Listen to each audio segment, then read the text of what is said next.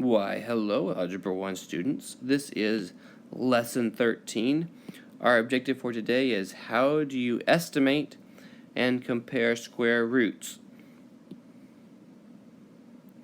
First of all, I guess let's talk about what a square root is. Please don't be confused by the tree. It's not actually square roots of a tree. First of all, I guess let's talk about the name of it. This is what we call a radical symbol. A radical symbol. Some of them have been known to be hippies. So it's a radical symbol. And then this number inside the radical symbol is what we call the radicand. And then this is kind of the definition of a square root. This one right here is what the book has. It says, the square root of x is a number whose square is x. Meaning if you take a number and square it, you should get that x. Here's how I kind of think of it. As I said, the square root of x means what number times itself is x. And let's just talk about what we call some perfect squares.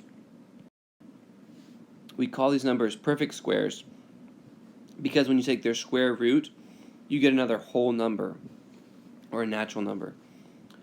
So 1 is a perfect square because the square root of 1 is 1. So notice 1 times 1 gives me 1. 4 is a perfect square because the square root of 4 gives me 2. That's because 2 times 2, 2 times itself, gives me 4. So the square root of 4 is 2. 9 is a perfect square because 3 times 3 gives me 9. So the square root of 9 is 3. And you can keep going. This is for 4, 5, 6, 7, etc., etc., etc. Now that you know some just basic terminology, let's see if we can try to estimate the value of some square roots. So let's start with the square root of 75. This just says to the nearest integer. So we're just talking about, is it closer to 6 or is it closer to 7? Is it closer to 20 or is it closer to 21? We're just trying to estimate that. And over here on the right, I wrote the first 20 perfect squares just as a way to help us out. You may want to copy these into your quick references. In fact, let me go and just tell you, copy these into your quick references. You'll be needing those on your next binder check. So let's see if we can estimate that. To estimate that, what we're going to want to do is we're going to want to find what number 75 is between. So I'm looking over here on the right. I'm noticing 75 is bigger than all of these. It's bigger than this one, but it's smaller than this one. So notice here, 75 kind of fits in there. Since 75 is not a perfect square, we're going to have to estimate it. So just think about this. The square root of 75 is going to be less than the square root of 81. Wouldn't that make sense? A number times itself would have to be bigger if it was going to come out to be 81 than if it was a number times itself would equal 75. So then I could also say that the square root of 75 would be bigger than the square root of 64. Because again, 75 is bigger than 64. So it just kind of makes logical sense, I think. So what we're going to do is, well then what is a square root of 64? Well, the square root of 64, what times itself gives you 64? And that is 8. So this number is going to be 8. It's the square root of 75. And then 81, the square root of 81, it comes out to be 9 because 9 times 9 gives you 81. So that means the square root of 75 is going to be it's going to be bigger than 8, but smaller than 9. Well, and then let's just think about which one is it closer to. Is 75 closer to 64, or is it closer to 81? Well, let's see. 64 plus 11 gets you 75, but it's only 6 away from 81. So what we're going to do, since it's closer to this side of it, right? It's closer to the 9.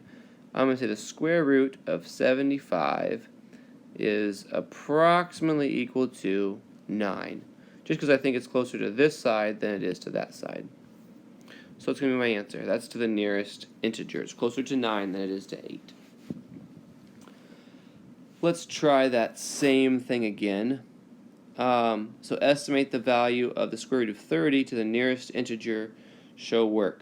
So let's see. 30 is going to fall in right here, between 25 and 36. Notice it's 5, right? 25 plus 5, so it's 5 away from that one. And it's 6 away from this one, so it's actually going to be closer to that 25.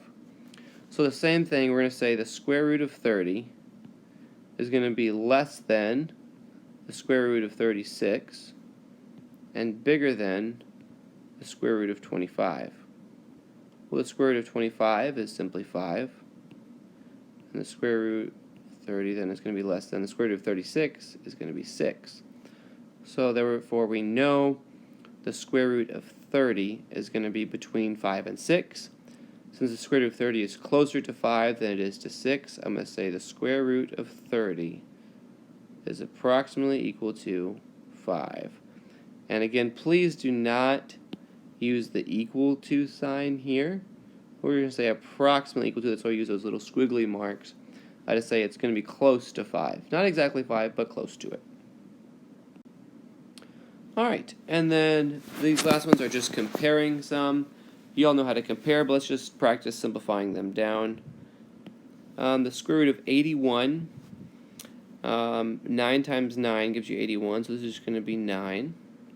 Minus, because I'm just following that minus sign. The square root of 16 is going to be 4, because 4 times 4 gives you 16. Over here on the right, the square root of 25 is 5, because 5 times 5 gives you 25. Plus the square root of 4, 2. 2 times 2 gives you 4. So let's see here. On the left, 9 minus 4 is going to give me 5. And on the right, we have 5 plus 2, which is 7. So the one on the right is going to be bigger. Same idea here on this next one. We just use a little bit bigger numbers. Square root of 16, we already found out, is 4. Because 4 times 4 gives you 16. 441. It's going to be bigger than 20, so it's going to be like 21. So 21. On the right, square root of 81 is 9 plus, let's see, 361 is 19. 19. And again, that's just practicing or going back through that list on the previous page and kind of matching them up with what numbers they go with. So here on the left is going to be 25. And over here, this is going to be 28. So that means, again, the one on the right is bigger than the one on the left. So that's the basic idea of what we're doing. Ask me about square roots in class, because there's something pretty awesome about square roots and the fact that they are irrational, meaning they cannot be written in the form of a ratio. So just ask me about that. Pretty awesome. Homework starts on page 71. You're doing all the 13s, all the 12s, and 10 more of your choice. Good luck. I know you're going to do awesome.